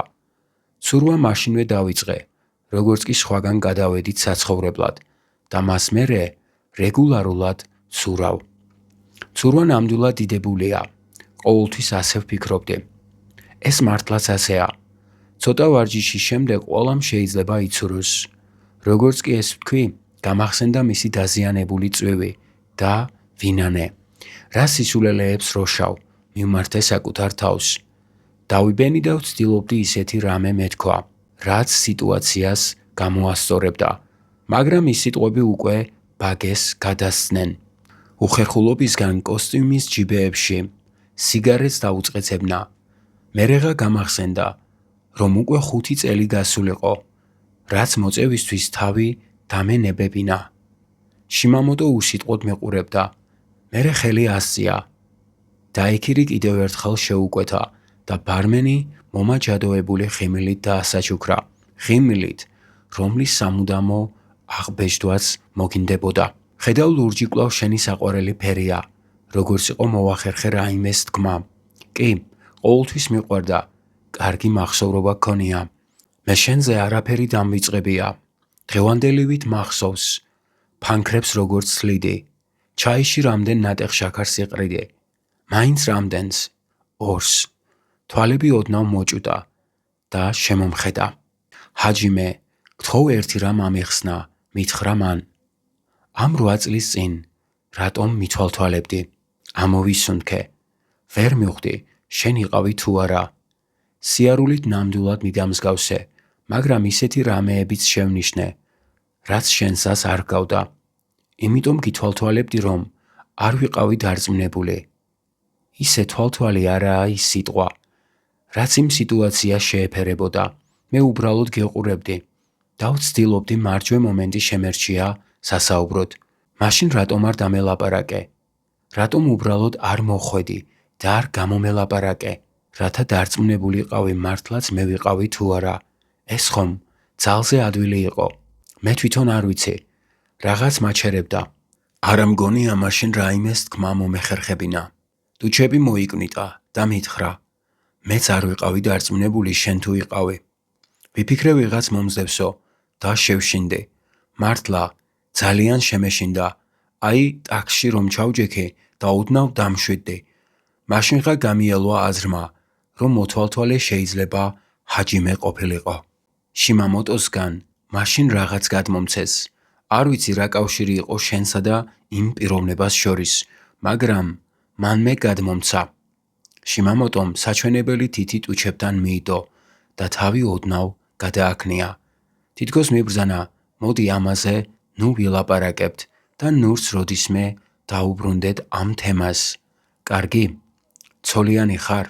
თემა შეცვალა და შემეკითხა. ორი შვილიც მყავს, ორივე გოგონები. ჯერ ძალიან პატარები არიან. რა კარგია, შენ გოგონები ნამდვილად შეგეფერება. არ შემიძლია ამის ახსნა, მაგრამ ეს ნამდვილად ასეა. საინტერესოა, მიუგე მე. ჰო, ასე მგონია, ღიმილით მიპასუხა. სამაგიეროდ დედის ერთა არ ყავს შვილად.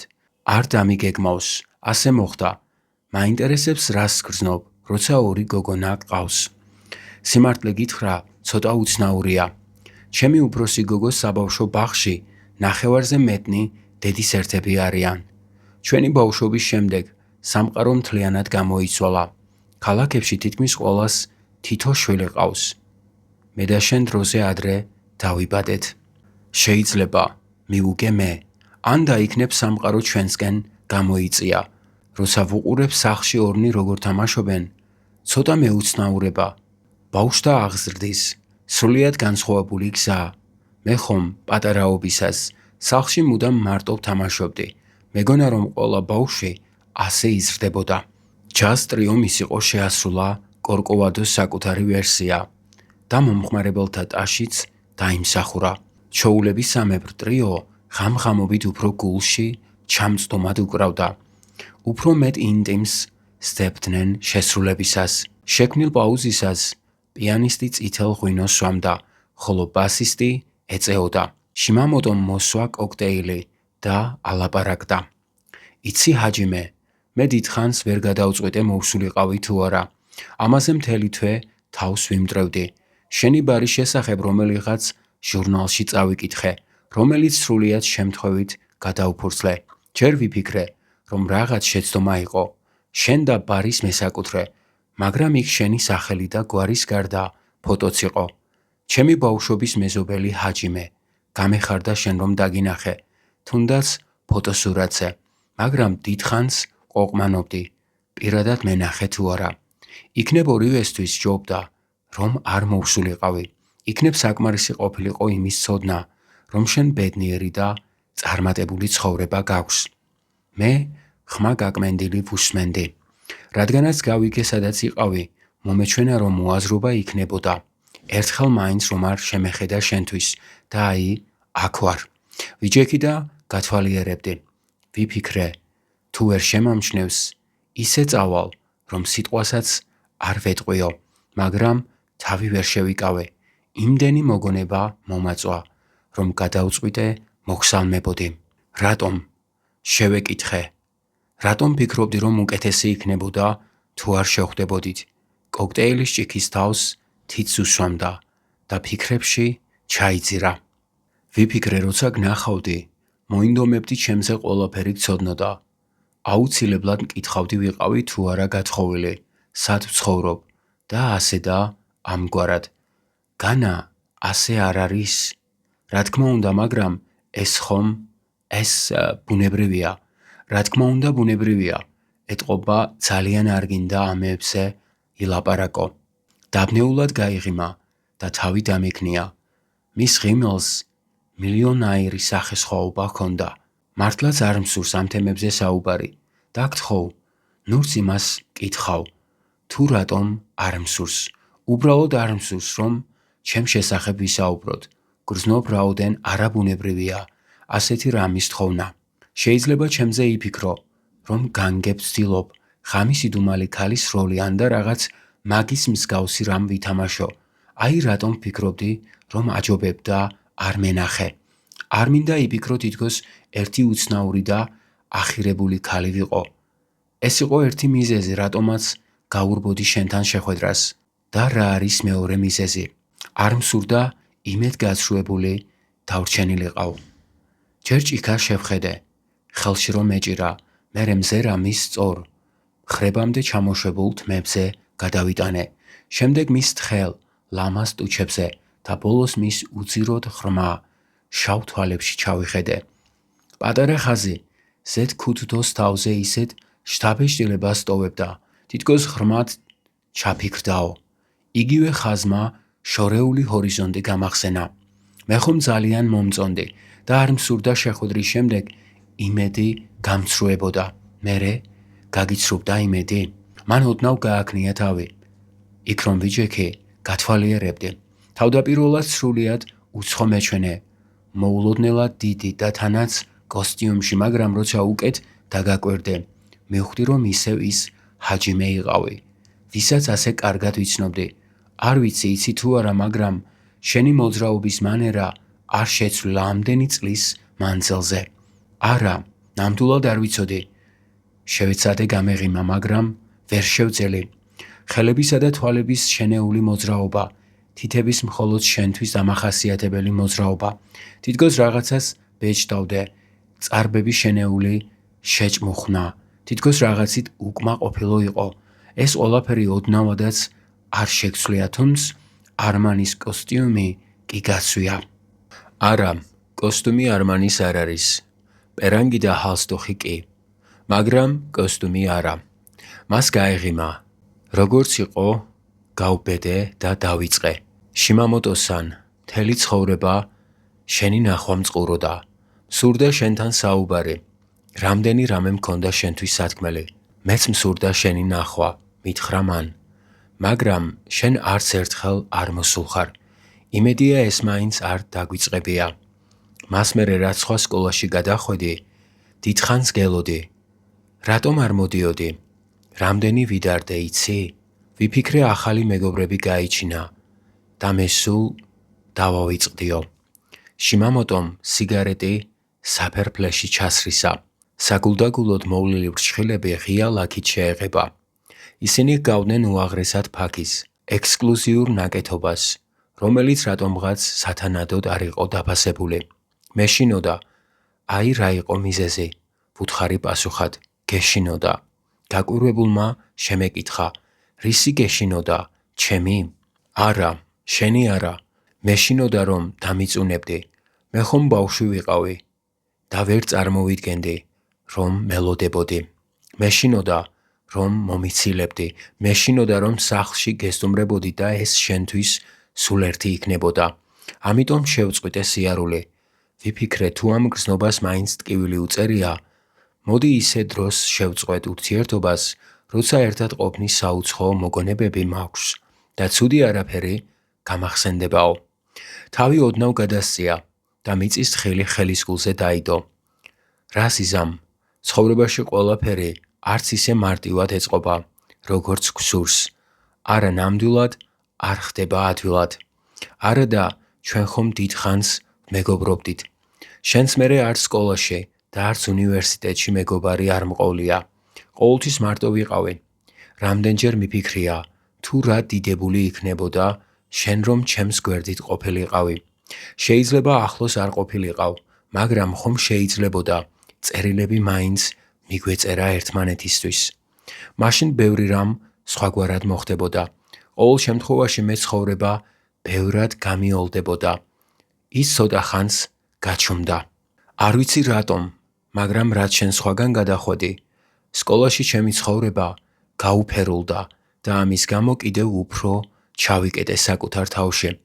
თითქოს ჩაკეტილ წრეში მოუყევი. მე თავი დავუქნიე.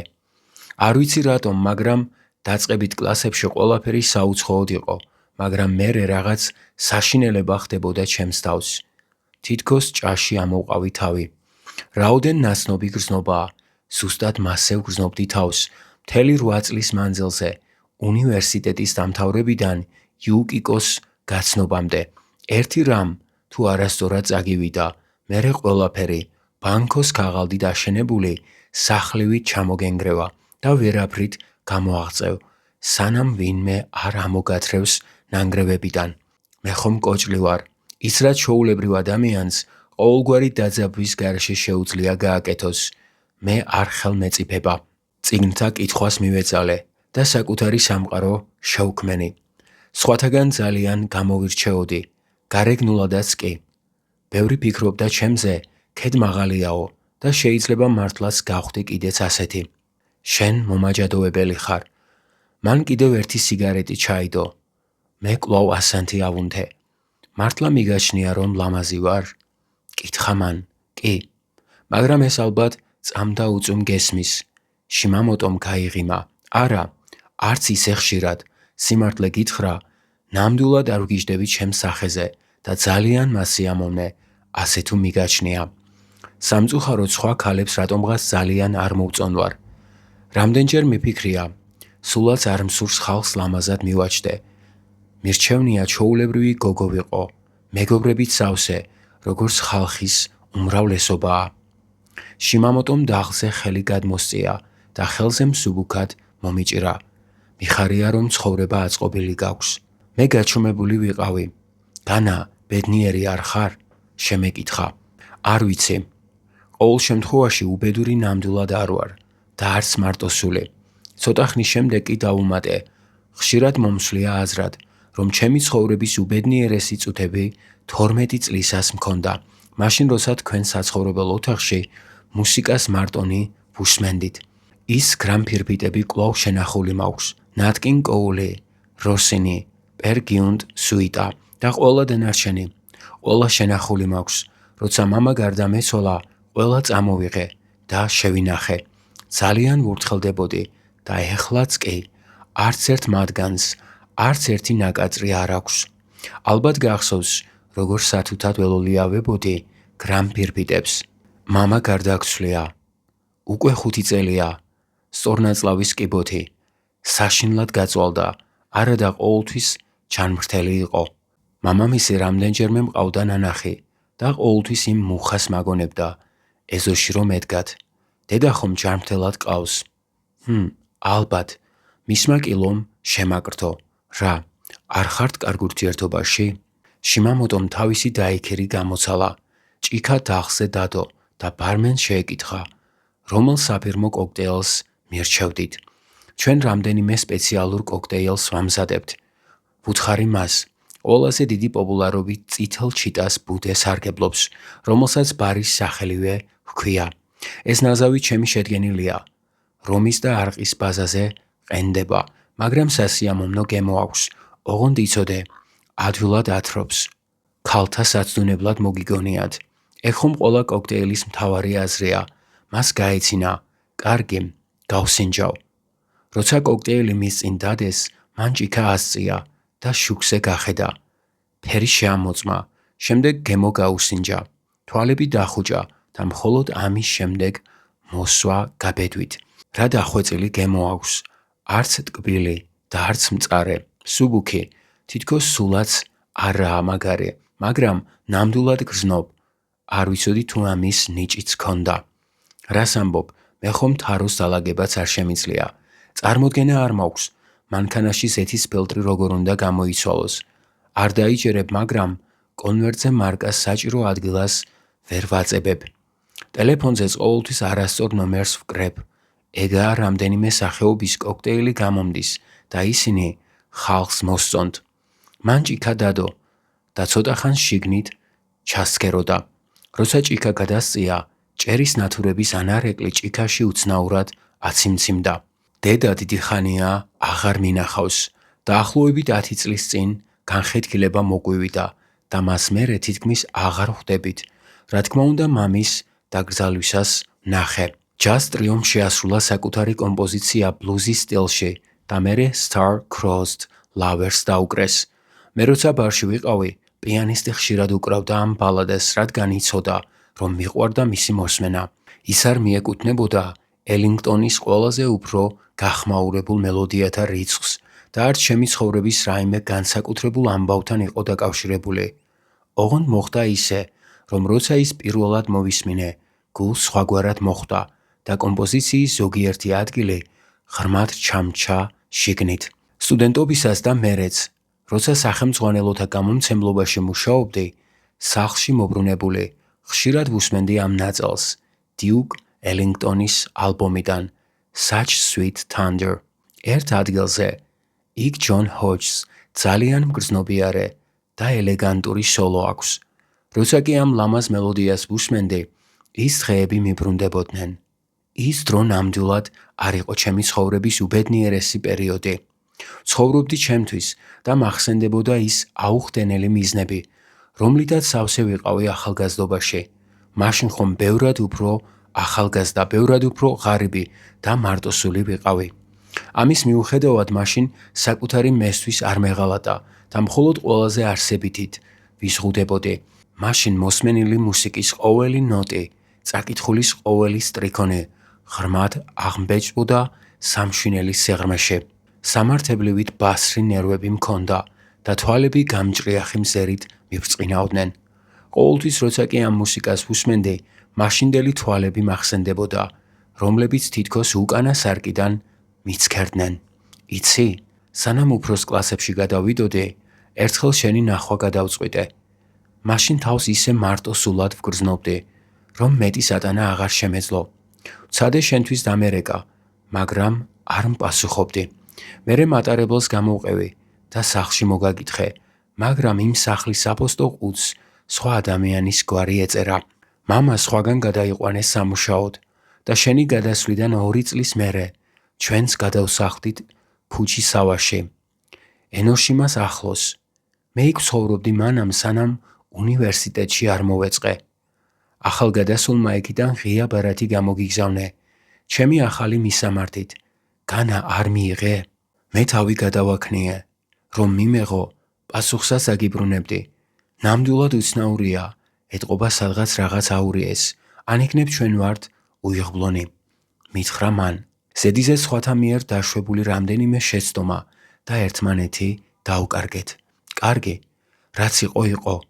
მომიყევი შენზე, როგორი ცხოვრებით იცხოვრე. რა მოგეყვე? მოსაწყენი ცხოვრება მქონდა, მაგას რა მნიშვნელობა აქვს? მინდა რომ მომიყვე. ასე რომ ზოგადად ვუამბე ჩემს ცხოვრებაზე. ვუთხარი რომ უფროს კლასებში ერთ გოგონას დავუახლოვდი და რომ სკოლის დამთავრების წინ მას ძალზე ვატკინე გული. დეტალები არ მომიყოლია. აუხსენი რომ ყველაფერი ჩემი ბრალი იყო და ამის შეგნებამ მეც გვარიანად მატკინა გული. მოვუყევი როგორ გადავედი ტოკიოში, უნივერსიტეტში სასწავლებლად როგორ მუშაობდი სასწავლო სახელმძღვანელოების გამომცემელ კომპანიაში. თუ როგორ ჩაიარა ახალგაზრდობამ უმეგობროდ. არ დამიმალავს რომ ქალებს ხვდებოდი, მაგრამ არასდროს ყოფილვარ მათთან ბედნიერი. ვამცნე რომ სკოლის დამთავრების შემდეგ დიუკიკომდე არავინ მომწონებია. ვუთხარი რომ მასზე ძალიან ხშირად ვფიქრობდი და თავს საოცრად ბედნიერად ჩაუთვლედი. მისი ნახვა თუნდაც 1 საათით რომ შემძლებოდა. შიმამოტომ გაიცინა. მაშ ჩემზე გიოცნებია? მთელი ჩემი ცხოვრების მანძილზე. მეც ხშირად მიფიქრია შენზე. მითხრა მან. ყოველთვის როცა კი თავს ცუდად ვგრძნობდი, მე ხომ არასდროს სხვა მეგობარი არ მყოლია. ჰაჯიმე, შენ ჩემი ერთადერთი მეგობარი იყავი მთელი ჩემი ცხოვრების მანძილზე. ნიკაპი ხელზე დაეყრდნო. ხელი კი დახს ებჯინებოდა. თვალები მილულა, თითქოს სასიცოცხლო ძალებმა სულ მიატოვესო. ბეჭედს არ ატარებდა. ხელები მთლიანად უკან კალებდა. როგორც იყო თვალები გაახილა. საათს დახედა. მეც დავხედე საათს. 12 ხდებოდა. მან ხელჩანთა აიღო და მაღალი სკამიდან ჩამოვიდა. ღამენებისა. ბედნიერი ვარ რომ გნახე. კარამდე მიუყევი. გინდა ტაქსს გამოუძახო? წვიმს და ამიტომ შეიძლება არც ისე ადვილი იყოს ტაქსის აყვანა. თუ სახლში ტაქსით აპირებ წასვლას, მაშინ ასე აჯობებს. შიმამოტომ თავი გადააქნია. ყველაფერი რიგზეა. ნუ შეწუხდები. ტაქსს მე თვითონ გავაჩერებ. იმედი მართლა არ გაგიცრუდა? შევეკითხე. შენში? ჰო, არა, არ გამცრუებია. ნუ ღელავ, მაგრამ შარვალ კოსტიუმი მაინც არმანისა უნდა იყოს, არა. ფეხს ძალას აღარ ატანდა. როგორც ეს მახსოვდა, სწრაფად ვერ მიდიოდა და თუ დიდხანს დააკვირდებოდით, რაღაც არაბუნებრივს კი შეამჩნევდით, მაგრამ ზოგადი შთაბეჭდილება ისეთი იყო, თითქოს ყველაფერი რიგზეაო. 4 წლის წინ ოპერაცია გავიკეთე. მობოდი შებასავით მითხრა. 100%-იანიაო ნამდვილად ვერ ვიტყვი, მაგრამ რაც იყო, იმას არ შეედრება. ეს იყო მძიმე ოპერაცია, როცა ცვლებს ჯერ ხერხავენ და მერე ჭიმავენ. შედეგით უკმაყოფილო არ ვარ. დიდებულია, ფეხი წესრიგშია და ეგაა მთავარი. ჰო, მასეა. ალბათ სწორე გადაწყვეტილება იყო. თუმცა ძალიან დიდი ხანი დამჭირდა მის მისაღებად. ავიღე გარდერობიდან მისი პალტო და ჩაცმაში მივეხმარე. ახლა როცა გვერდით მედგა, არც ისე მაღალი ჩანდა, რაც ძალიან მეუცნაურა, რადგან 12 წლის ასაკში ორივე ერთი სიმაღლისა ვიყავით. შიმამოტო-სან, კიდევ შევხვდებით? შეიძლება, პასუხად მომიგო. ღიმილი აცისკრონებდა მის სახეს. მისი ღიმილი პატარა კვამს მოგაგონებდათ, რომელიც უქარო დღეში ცაში აუჩქარებლად ადის. შეიძლება, მან კარები გააღო და გარეთ გავიდა. 5 წუთის შემდეგ კიბეებს აუყევი და ქუჩაში მეც გავედი. ვიფიქრე გავხედავ. იქნება ტაქსი ვერ გააჩერაო. ისევ წვიმდა. შიმამოტო აღარსად იყო. ქუჩა სრულიად უკაცური ჩანდა. მხოლოდ გამლელ მანქანათა შუქი ანათებდნენ სველ ქვაფენილს. იქნება ყველაფერი მომეჩვენა. ალბათ კარგახანს ვიდექე და გავცქეროდი ნაწვიმარ ქუჩებს. თითქოს ისევ ის 12 წლის ბიჭი ყოფილიყავი. საათობით რომ გასცქეროდა წვიმას. თუ დიდხანს უყურებთ წვიმას, ამასთან სხვა არც არაფერზე ფიქრობთ. უთუოდ იგრძნობთ, თუ როგორ აგიმჩატდება ცხეული და როგორ თავისუფლდებით რეალური სამყაროსაგან. წვიმას დამაჰიპნოზირებელი ძალა აქვს. იქნებ მართლაც ყველაფერი მომეჩვენა. როცა ბარში დავბრუნდი, იქ სადაც ის იჯდა, ჯერ ისევ ხელუხლებლად იდო ჭიქა და საფერფლე.